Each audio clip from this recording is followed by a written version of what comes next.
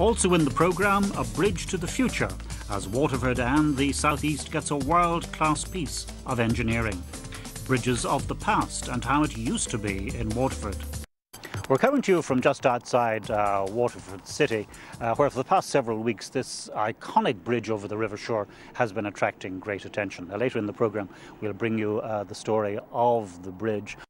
Now, for decades the people of Waterford and the surrounding area campaigned for a second bridge over the River Suir. It was an issue which exercised the minds and the hearts of people down through the generations. And finally, this icon of engineering was delivered. It's a gateway which many people believe offers a new beginning for the city and indeed the South East. Damien Tiernan looks back on some of the bridges of Waterford's past and he ponders the question if this new development means a new dawn.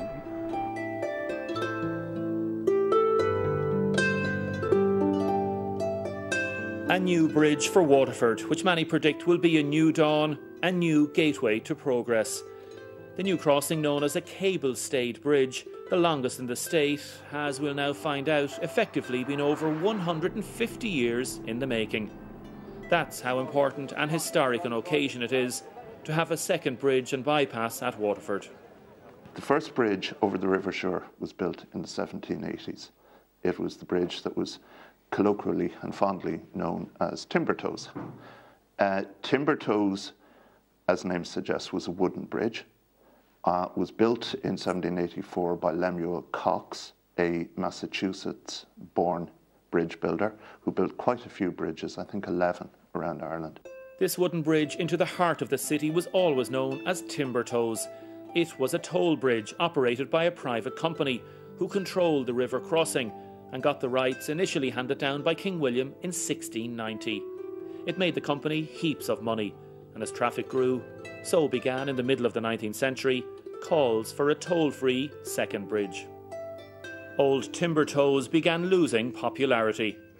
As you can imagine, it wasn't all that popular, especially with the arrival of the railway on the north side of the river in the mid-19th century. Proposals and drawings for a new bridge date back to 1850, but all founder due to a lack of money. That was until 1906, when the bridge became toll-free. In 1906, an Act of Parliament was passed in London called the Waterford Corporation and Bridge Act, which allowed Waterford Corporation to buy out the bridge from its proprietors. It cost £63,000 at the time to buy it out, which was a huge sum of money. And then in 1913, John Redmond MP opened the new bridge, which was made of reinforced concrete. It was named the Redmond Bridge. We have very good drawings, we have very good photographs of the building of the bridge. They actually built a second bridge, a temporary bridge, slightly upstream, to demolish the old bridge, and then they put the concrete bridge in its place. This bridge lasted until 1986, and then Rice Bridge was built. But this was still the only main way through and into Waterford City from the Wexford and South Kilkenny direction. There were many proposals for a second bridge, including high-level bridge designs in the 1970s, but again, no money. And then with the boom and with local TD Martin Cullen as Minister for Transport, the government said a new crossing would be built, slightly upriver from Waterford at Granny. The route had to be realigned after they discovered that Woodstown, the largest medieval Viking site, now in public ownership, and construction began. Last Christmas we visited the site and got a lift up beside the tower, which is nearly 100 metres above road level. The wind speeds up here at the moment are phenomenal. It's hard to know how anybody works in these conditions, but these men have been doing it for the last few months. Up to 600 people were working on the project at its peak, and all the challenges were successfully met.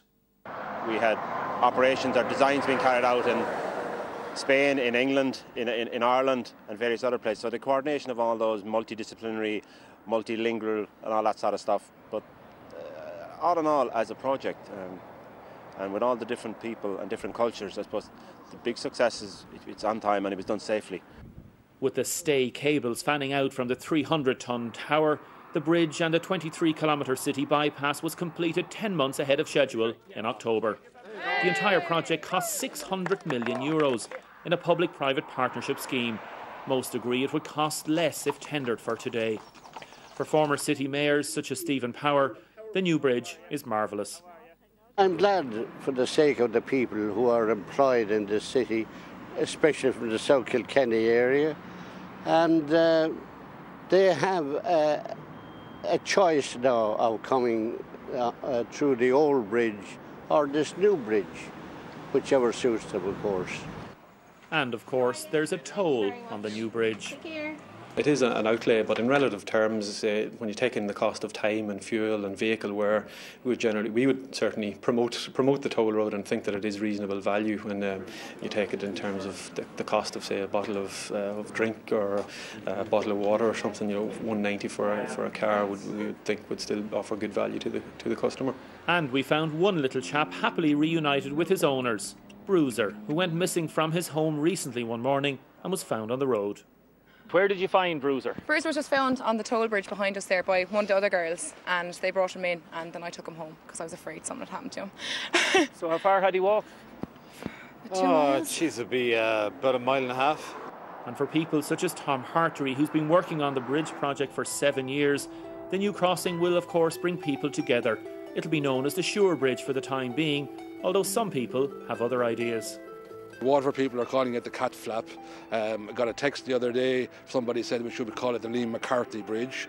I presume because they're saying that Liam McCarthy bypasses Waterford, so on. But you never know. Any person, obviously. Oh, naturally, you never know what Waterford's turn will come.